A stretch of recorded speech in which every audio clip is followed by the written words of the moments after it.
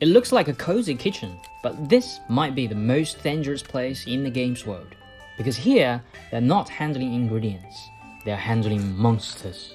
Hi everybody, I'm Nero, a Chinese creator on a mission to explore the real-world roots of our own epic stories, like Black Myth, Zhong Kui, and Black Myth Wukong.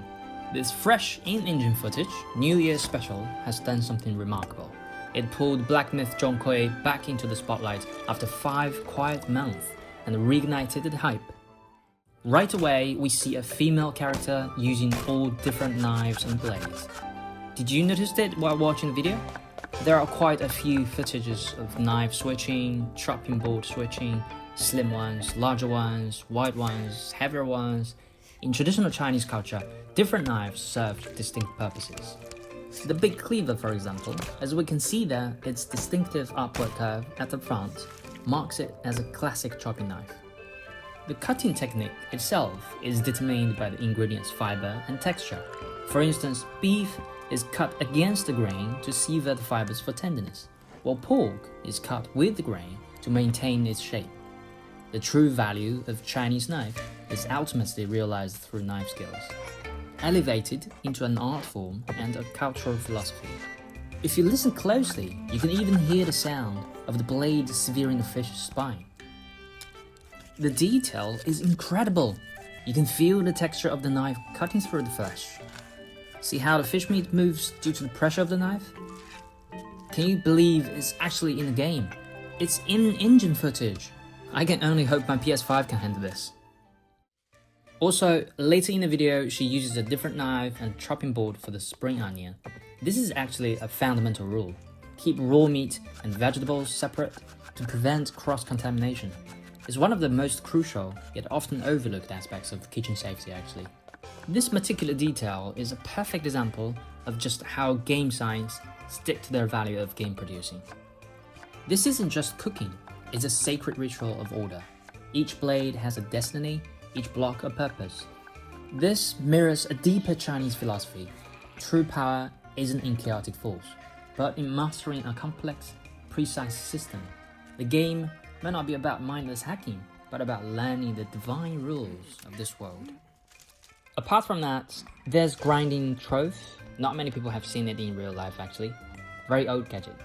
It's used for pulverizing herbs and medicine. If you ask someone on the street, he wouldn't know what it is. Wine jars as well. Classic settings here. Normally there's a funnel with it.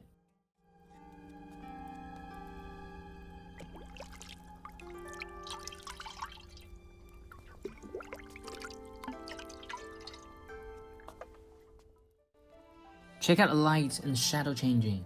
It fits perfectly.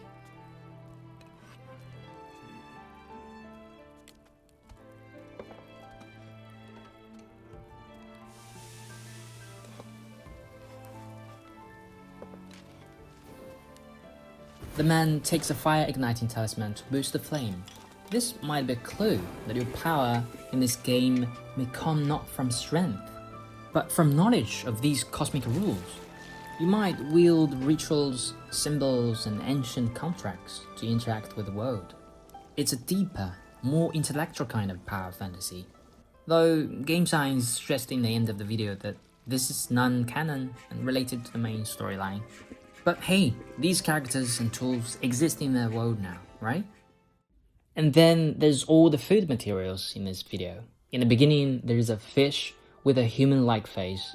This is likely inspired by creatures like the Shi Rou from Shan Hai Jing, classic of mountains and seas. It's saying that Shi Rou is human-faced fish, it has a sound of mandarin ducks, and can be used as some kind of medicine.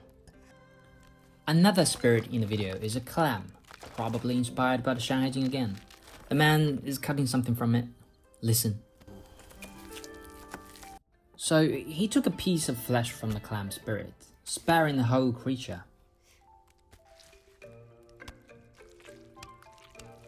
Gotta say, it looks nasty. So this piece of meat is connected to a legend from the Shan Hai Jing. It describes a strange entity called Shi Rou, meaning flesh that sees. This creature is said to be a regenerative life form, shaped like an ox liver and with many eyes. It rapidly regenerates itself if you cut its flesh. The square box adorned with a white crane is a potent symbol in Chinese culture, representing longevity and auspicious blessing, which is exactly the meaning bestowed upon this special ingredient. A human-shaped medicinal root, a typical image of spirits. In Chinese lore of earth spirits, legendary herbs like fleece flower root, or put it in Chinese, He Shou Wu, or Ginseng are highly revered. The tiny spirits on the garlic mortar is called Shi Rou. In ancient story, Zhong Kui eats ghosts and spirits. These two there represent emptiness and waste, just like their name in Chinese. The female character picked up spices on the spirit's head. It might be a hint actually. There's probably a subsystem which allows you to collect, refine, and utilize these spirit beings. In Western fantasy and games, if you kill a monster, you get a material and gadgets, etc., right? But in Chinese traditional culture, all creatures are with spirit. These material are another form of life. Crispy rice crust, or guoba in Chinese, is a common staple in rural households, requiring a low, slow heat to cook it just right. Frying it and then pouring soap over it, that's a signature dish of Anhui cuisine.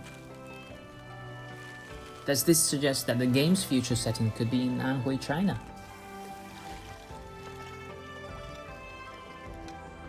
The agricultural style of the buildings is distinctly Huizhou style as well. We might see more buildings, sculptures, and other cultural elements from Anhui in the game, just like Black Myth Wukong inspired by the temples and Buddha in Shanxi, China. Who knows? It's certainly something to look forward to. In Chinese banquet culture, serving this Hui-style dish is an act of ultimate respect, traditionally reserved for the most honored guest. Which means, if you watch the video to the end, the soup is actually served to a hooded figure. If you, too, are captivated by this, subscribe to the Pixels to Places. We go beyond the gameplay, we decode the culture, so one day we can journey to its source. The female character's respectful look hints at this person's extraordinary status. Who could it be?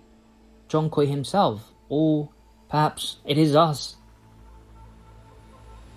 The blessing from the game signs offers a clue. Savor the feast, slumber in peace.